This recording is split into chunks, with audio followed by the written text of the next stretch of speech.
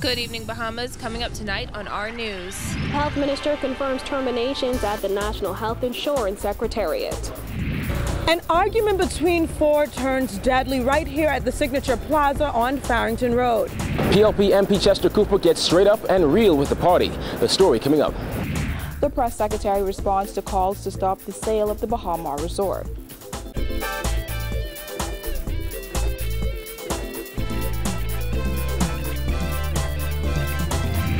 Our news is brought to you by Alive, the nation's newest and best LTE network. Good to be alive. Welcome to our news and thanks for joining us. I'm Christina McNeil. Topping news tonight, the Office of the Prime Minister is responding to calls by former Baha Mar developer Sarkis Ismailian to stop the completion of the sale of the multi-billion-dollar resort. While Press Secretary Anthony Newbold indicated earlier that the Prime Minister will not intervene in the Baha Mar transaction, he told reporters this afternoon that there has been no official reaction to Ismailian's request. Giorgio Bain has the latest in this report. According to Press Secretary Anthony Newbold, Prime Minister Dr. Hubert Minnis has no official response for former Baha Mar developer Sarkis Ismailian, who called for the Minnis administration to put a stop to any sale for the Baha Mar resort. No official response. And I've been told, I've been told, the Prime Minister has been told, it is a very complicated situation, still being evaluated. It is still the same. There's been no movement with it. The government has done nothing with it. As I said, it has to be evaluated properly, but the government has done nothing with Baha Mar up to this point. On the campaign trail, then opposition leader Dr. Hubert Minnis vowed to execute a real sale of Baha Mar to a purchaser that has the real interests of Bahamians at heart. When asked if the Prime Minister has any intention of interfering in the sale of the Baha Mar resort, given his campaign promise, Newbold said that statement was only made because the Baha Mar deal was sealed. He pledged to execute a real sale because nobody knew, including the Prime Minister at that time. It appeared as if there was no sale. Nobody knew.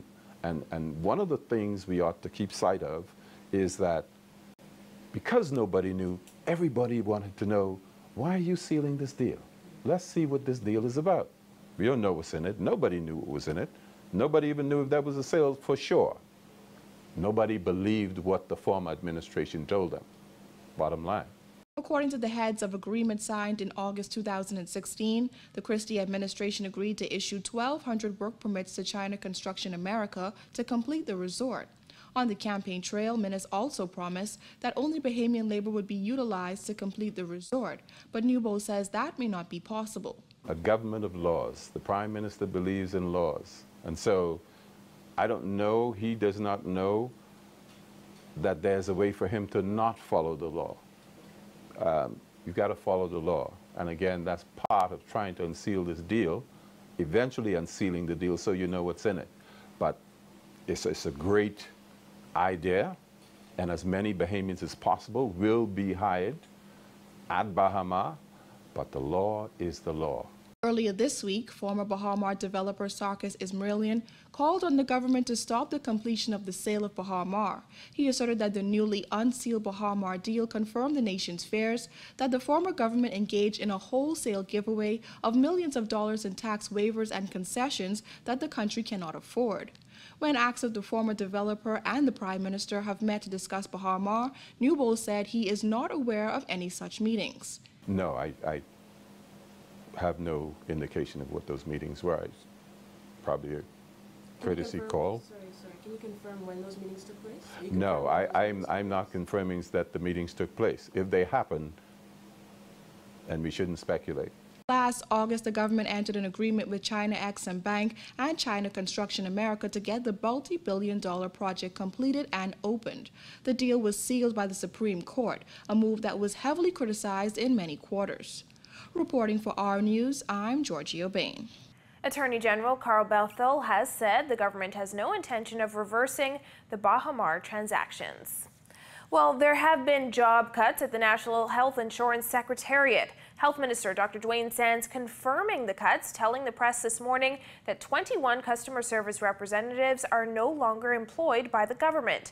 Dr. Sands called it a difficult but necessary decision for the realistic rollout of NHI. Jasmine Brown reports.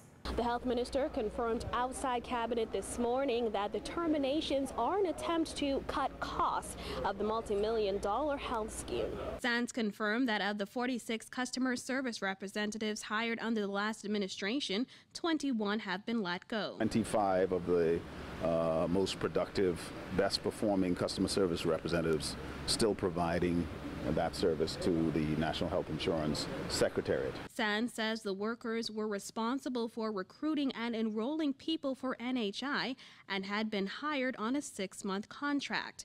However, the health minister says the administration decided to let them go just 3 months into their contracts.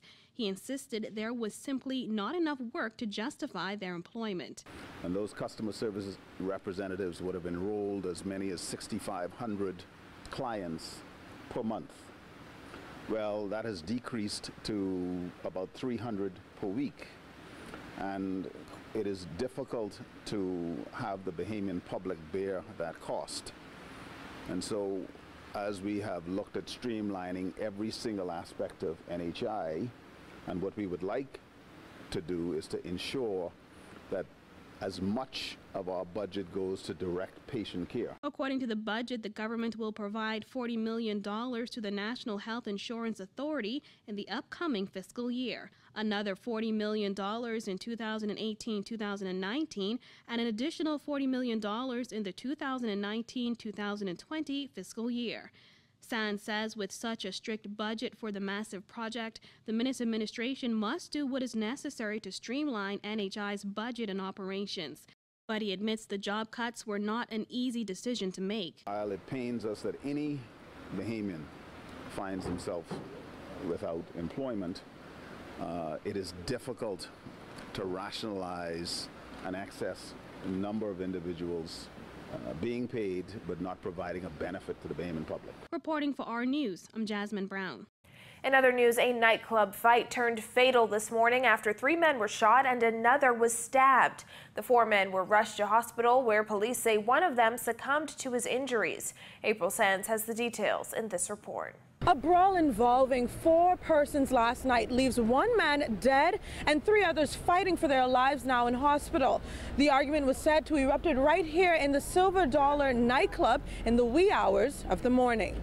Chief Superintendent Solomon Cash of the Central Detective Unit says police received reports of an altercation at the nightclub on Farrington Road after 2:45 a.m. According to reports, several patrons ran from Silver Dollar after the fight broke out, but they were chased by a gunman who opened fire. Once the officers arrived at that location, they discovered a male who were lying in the area of Signatures Plaza, which is just east of Silver Dollar, who was suffering from apparent gunshot wound. But the bloodshed from that nightclub fight did not stop there. Subsequently, officers received additional information which led them to Johnson Park Avenue. There was a second victim who was also suffering from apparent gunshot wound. The officers, in doing additional inquiries, the EMS personnel were called in, who transported both victims to A&E sections for treatment. Moments later, officers visited the A&E section where they discovered 2 additional victims, one who was suffering from apparent gunshot wound and a 4th who was suffering from what appeared to be a stab wound. Cash says the man discovered lying in the Signature Plaza with multiple gunshot wounds succumbed to his injuries in hospital. The 3 other victims remain in hospital in serious condition. Our news team visited Silver Dollar nightclub where we met the owner, who did not wish to appear on camera. He said while the argument may have taken place at the club, he just wants to clear its name. He insisted that before the fight got out of hand, security got involved. We normally have karaoke on Monday nights. Every Monday nights now, going into about 8 years, every Monday night. And also, as far as what happened here last night, or what they say happened here, didn't happen. What did happen? Huh? What did happen, as far as you know? They had a shoving match outside, and quickly after that, I heard gunshots coming from the north. Okay. And that's as far as I know. We also spoke with residents of Farrington Road who said the fatal shooting in no way represents members of that community. That's my area, you see. That's Marty's Bar, that's where it's the Silver Dollar, that's where we go and chill out for karaoke every Monday night. You know, that's just a chill zone for the people in the area. What happened last night was unfortunate, but I sure there ain't no one, it can't be no one from around here because we ain't hearing nothing on the side, you see what I'm saying? It's just... It's relatively safe here? Yeah, relatively safe. We don't have no problems. Like I say, I don't know, I can't speak, but the rest of us saw. But when I come to this little Oaksfield area, this Farrington Road stretch, Marty's Bar, where I'm at, Silver Dollar, everyone is like family though. We chill, you know, try and have fun. We don't usually have drama like that. This is the first time I've heard anything happen like that. Especially someplace such as Silver Dollar. It's the first time something happened in Silver Dollar. The most we do is good morning, good evening, how you doing, and that's basically it. No one tries to get in anyone's business or anything like that. Meanwhile, Cash said police are making progress in their investigations. That we are following some significant lead as to who may be responsible for this latest homicide. Reporting for our news, I'm April Sands.